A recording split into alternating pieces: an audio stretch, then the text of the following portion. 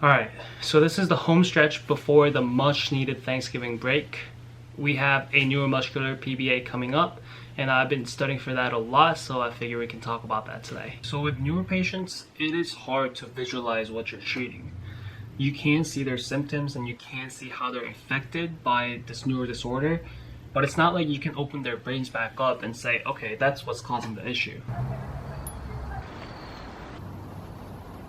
When I was grilling burgers for dinner the other day, I realized once you close that lid, you don't really know how those burgers are cooking unless you open it back up.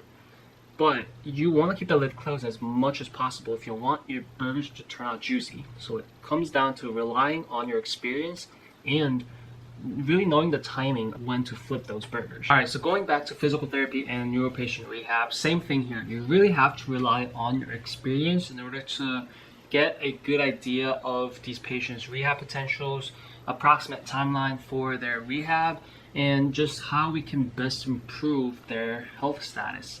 And with my limited experience, I'm oftentimes struggling with the fact that I can't visualize these deficits for these patients as opposed to musculoskeletal patient cases, for example, where we can actually see the joints and how they're not functioning properly in terms of range of motion or strength. Now with COVID, the school really hasn't been able to have the patients that have actually suffered these neuro disorders come in, so the students get an opportunity to work with them.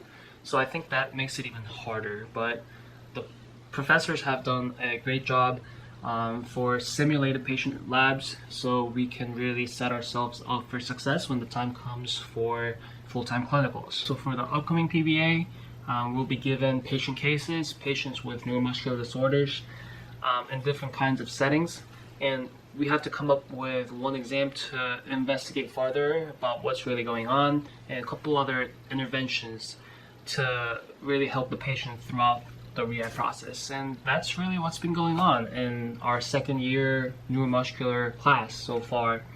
At the end of the day, I am glad that the school was able to work out a schedule where students could come in for some hands-on learning, even in these hard times with COVID going on.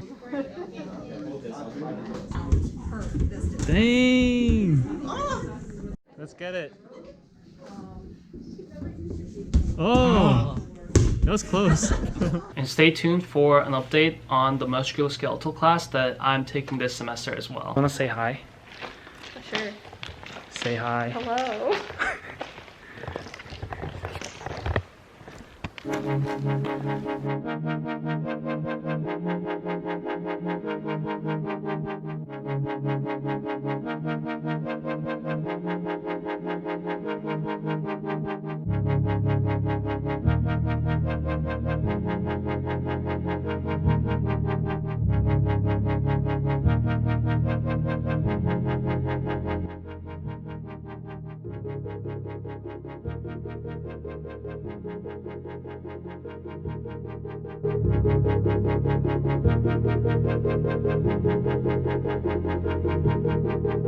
Alright, so last week I gave calisthenics a shot with my friend Kumar.